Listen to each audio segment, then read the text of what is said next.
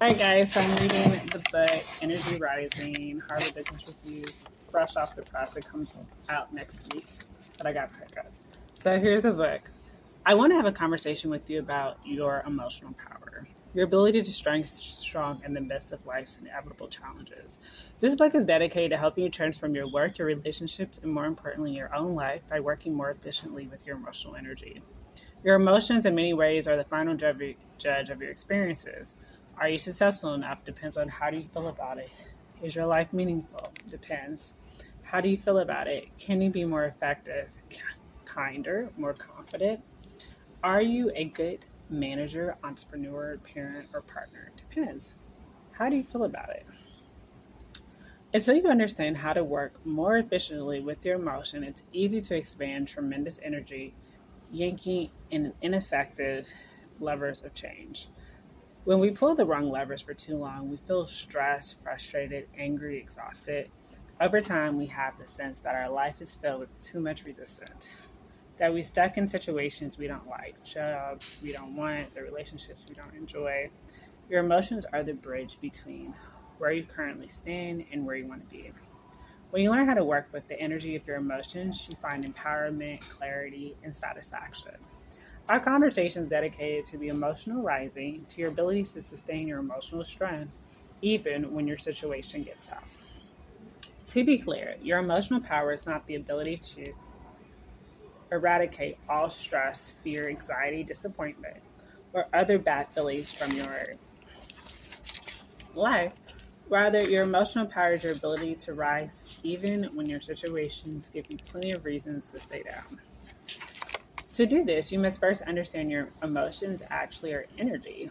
I mean, this physically. Your emotions are the product of a complex dance between electrical, chemical, and magnetic energies. Neuroscientists use several tools to track the brain based choreography.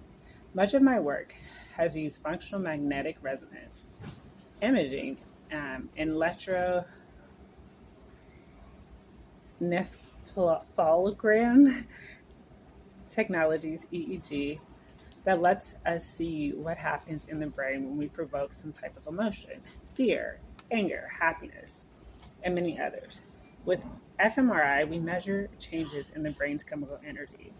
EEG helps us measure spikes in the brain's electrical energy because these energy exchanges occur in predictable ways.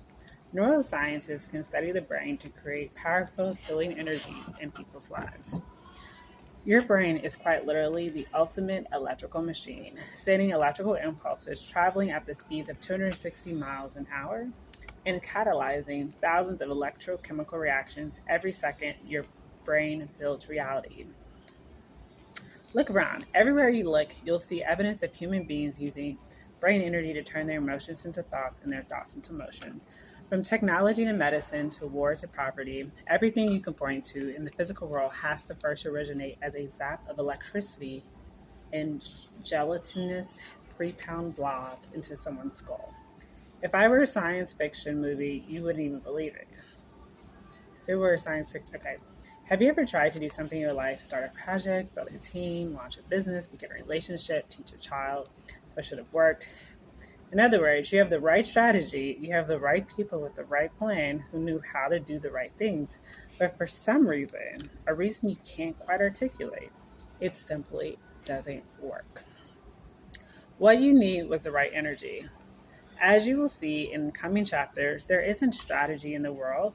There isn't enough strategy to fix bad energy because your brain runs on energy, not on strategy. This book is based on the novel and simple premise your emotional power is best understood not as a set of activities you do or strategies you execute, but as energy you possess. And what you learn to intelligently harness the energy, you begin to lead your life in the direction you desire. Your brain's energy creates sensations that you now then name various things like joy, anxiety, anger, stress, excitement, sorrow, love, hope, irritation, desire, and boredom. But when you really get down to it, all these emotions can really be distilled down to just two kinds of emotional energies one that's hurt and one that's healed. For our conversation, we will call these two strategies emotional pain and emotional power. Emotional pain is any negative emotion sensation you feel. Although pain might come like a catastrophic word, and sometimes it certainly can be, you'll use it broadly to represent any type of negative situation you feel. You may commonly refer to these negative sensations as stress, anxiety, fear, anger, worry, frustration, irritation, embarrassment, shame, exhaustion, self consciousness, inadequacy, disappointment, or jealousy. Emotional power, any emotional sensation that can make you feel you are worthy. You may commonly refer to these positive sensations as worthiness, confidence, strength, esteem, value, integrity, peace, resilience, significance, and importance. And what I have come to understand is one of the greatest paradoxes of life, the depth of your emotional power relies directly on your ability to work with the energy of your emotional pain. When worked with wisely, it's the energy of emotional pain that can counterintuitively enough strengthens you. If you've been stuck for a long, feeling lost, confused, anxious, uninspired, unempowered, it's because you've been approaching pain the wrong way. To rise to the new levels of your emotional power, you will have to accept one core counterintuitive premise that your emotional pain, all those negative feelings you keep trying to avoid, is often the precise path to your empowerment.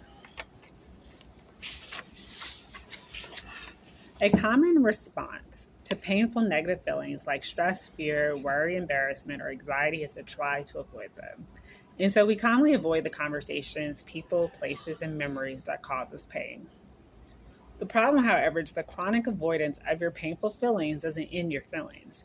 It just exhausts you.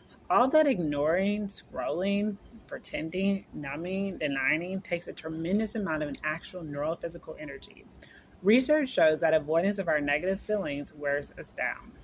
The energy we spend persistently avoiding our painful feelings then creates more painful feelings in the form of exhaustion, burnout, depletion, and numbness. The good news is there's a solution. I offer you a set of practical strategies and tools I call neural energetics of emotional power, a model I created through my work as a neuropsychologist. Neural energetics is simply the idea that our emotional lives run on the brain's real physical energy. When we more clearly understand the brain constructs our reality, we can engineer our lives in a more satisfying and empowering ways. Neuroenergetics, rooted in neuroscience and psychology, will offer you access to new levels of emotional power. A bit about me. I'm a neuropsychologist. My work focuses on connection between brain, emotional pain, and emotional power. I've conducted various lines of research examining brain function with colleagues in labs and clinics at Harvard, Columbia, Georgetown, the University of Chicago, DePaul, the University of Illinois at Chicago. I've examined the brain trauma, emotional resilience, and psychopathology in relationships and genetics. In addition to my research and clinical experience, I work and learn from leaders of the highest levels of power, including the White House Press Office, global companies, international NGOs, and the military. Prior to becoming a neuropsychologist, I did international humanitarian aid and development where I provided support to UN declared emergency zones. For many years, I worked with individuals around the globe who endure a range of emotional pain from extreme trauma or common stress. I have, I have a profound privilege of serving survivors of tortured, genocide, sexual assault, domestic abuse, gun violence, and war. I've routinely served managers, entrepreneurs, parents, couples, coworkers, friends who endure the most common yet heavy weight of what it means to be human. They struggle enough anxieties about relationships, pressure about performance, fears and failures, worries about worth, and the stress about time. If you've ever struggled with your feelings, I want to assure you that this book is for you. While the causes and severity of our experience can vary greatly, the underlying emotional severity of our experience can the underlying emotional energy and the solutions are strikingly similar. Pain is profoundly intimate, and yet it bounds us in our universal humanity. Your pain, regardless of its form, can be used to power your transformation. I've watched many people, from professions to partners, parents to partners, come into a more intelligent relationship with their emotions. When they do, their lives and the lives of many people they touch are transformed for good. All right, guys, so this is the interjection of Energy Rising by Julia Digagni, The Neuroscience of Living with Emotional Power. I'll be reading this during my lunch break. Bisous. Bye bye. Guys, this is my amazing outfit. Like, look at this. Woo. Yeah, I got a little Erica Badu back there. All right. Bye.